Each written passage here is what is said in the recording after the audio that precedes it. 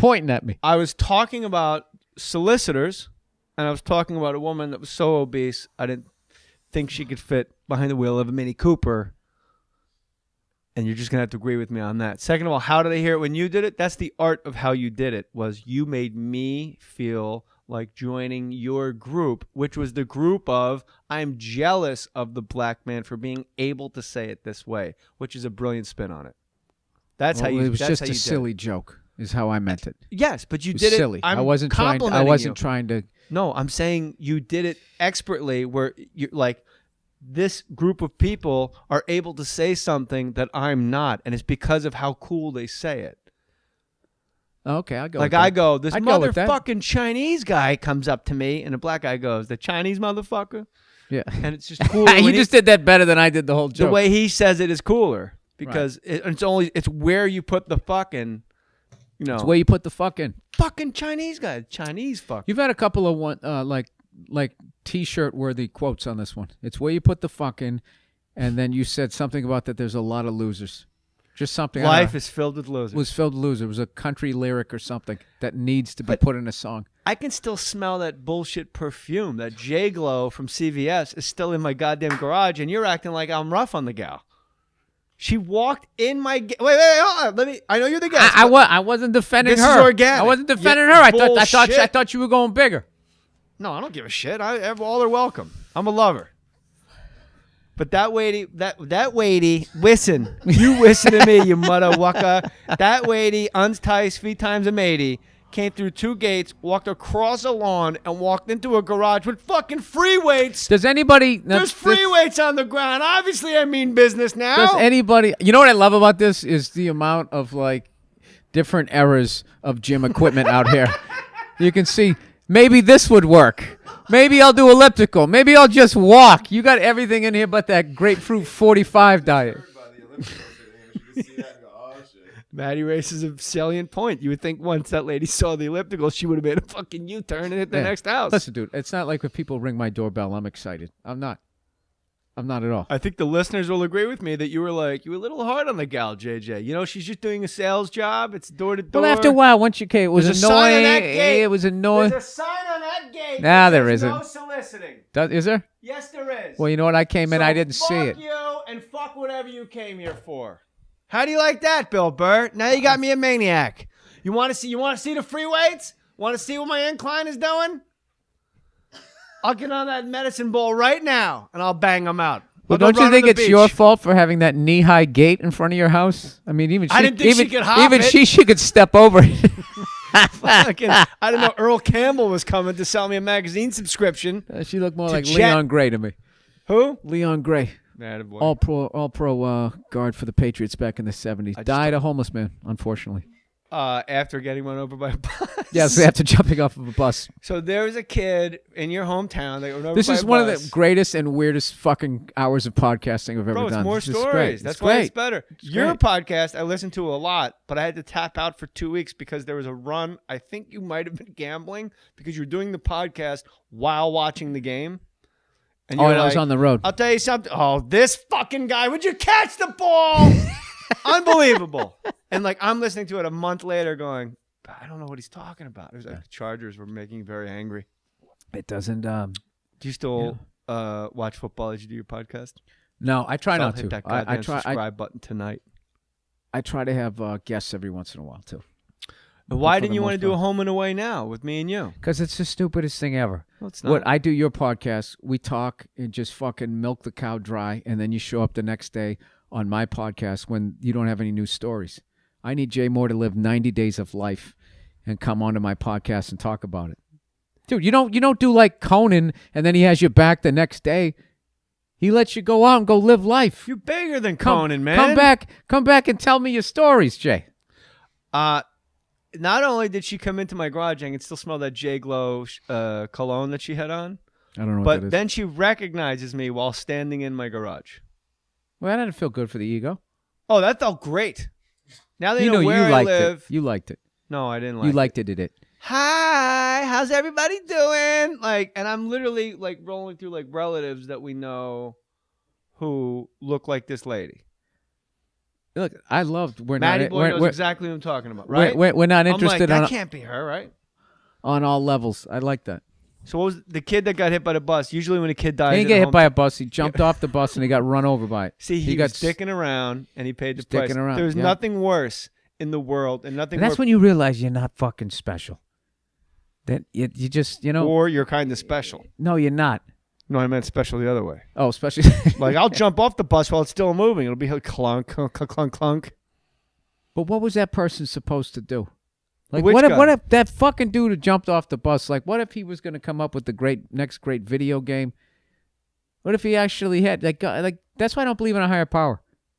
Why would God waste his fucking time making somebody who's going to jump off a bus to entertain him and get all mushed? So that you won't jump off the bus later because you learned that lesson. The example guy? That's the worst guy to be. Don't do that or you'll end up like Eddie Mush under the back wheels of the fucking bus. You're going to look like Mikey Casserole if you keep it up. That is probably the best point that Bill Burr's hit on today. The worst guy to be is the don't be that guy. That guy. Don't be that guy. The example guy. Yeah. Don't get the tennis balls off the roof of the school. You're going to fall off like Mike Ardella. And there's guys like that in all. There's the comedian example guys, not going to name names, the actors, all those guys.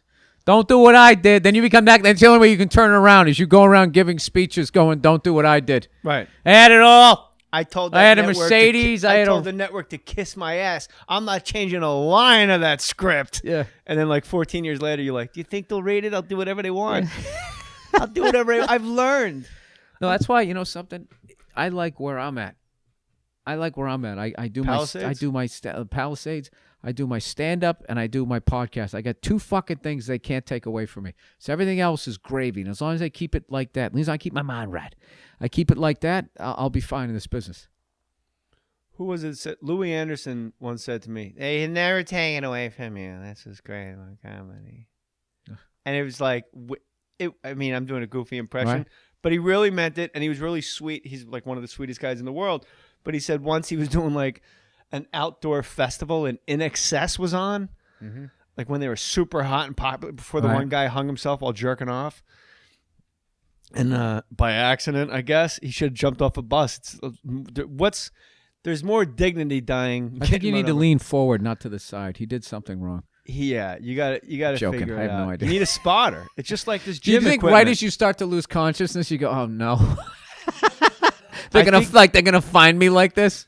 I think there's I do. It's an interesting point though, Billy. I think every human being has that override switch. I think right when you leave the building, you get to floor down and go, I'm gonna miss TV. Yeah. Like I fucking love watching TV.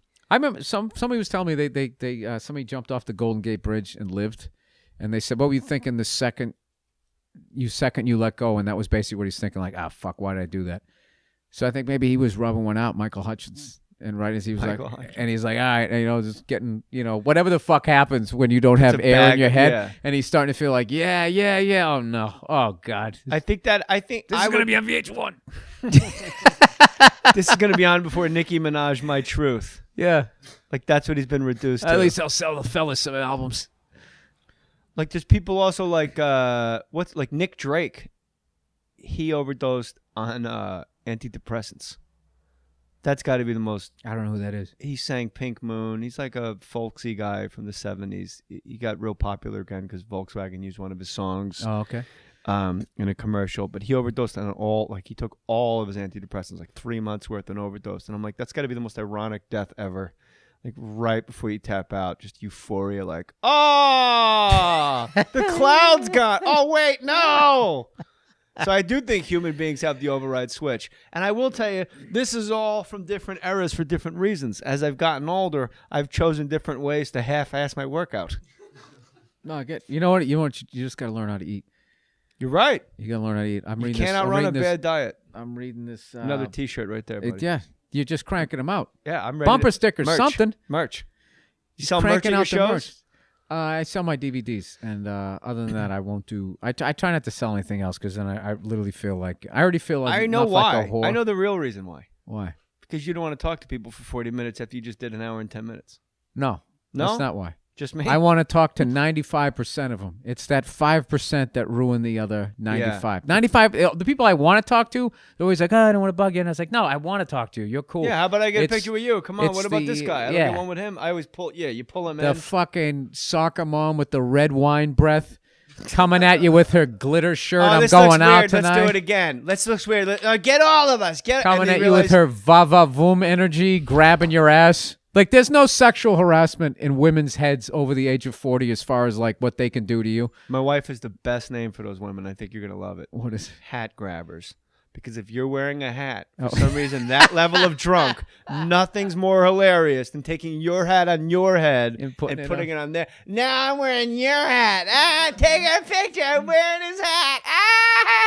Yeah, Fucking fuck hat you. grab. I know you're over this. You don't even want to talk to me. Their Yeah, fucking you're like, teeth what? are all gray from the red wine they've been and they drinking. don't buy shit. They just stand there holding up the merch line. People behind them that- waving $100 bills, going, "You can keep the 100. Just give me a Mohr or Mohr Stories shirt." And you're like, "Can't. I got to get the fucking Astro fan accommodated over here." Yeah.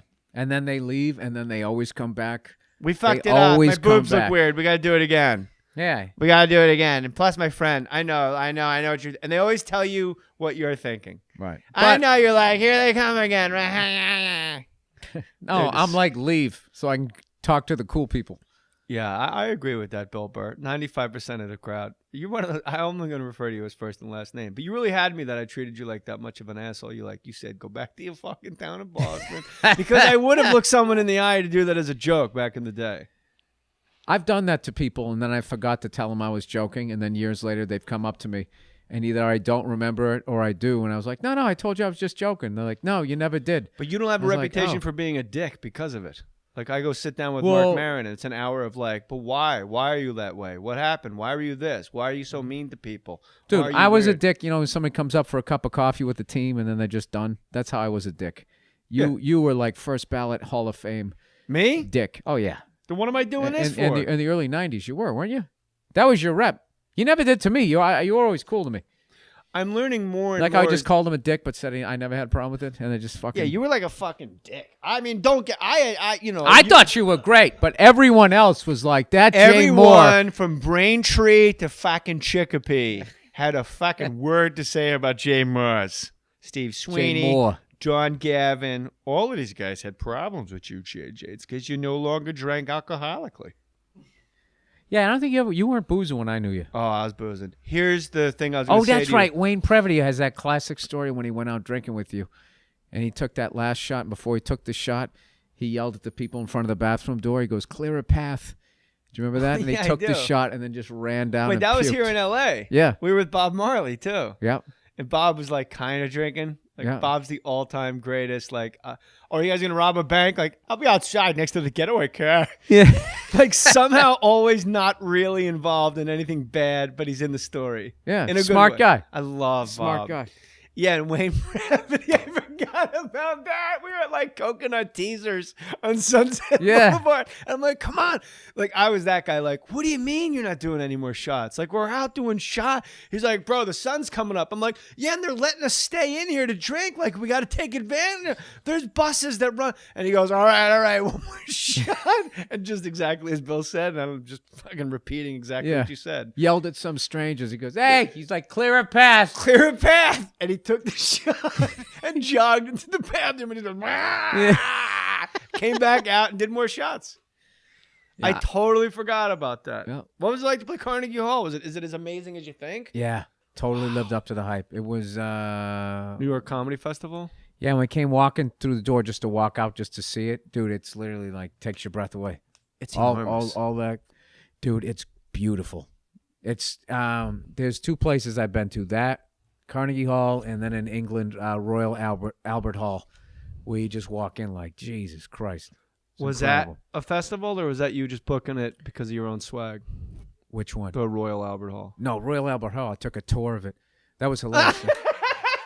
Roy, I thought you played it. no. You're like, no, I was on a fucking tour. I was in one No. of those duck boats. In No, this Boston. this If is you look to your actually- left, you see Ladder Company 9. If you look to your right, you see the Wilbur Theater.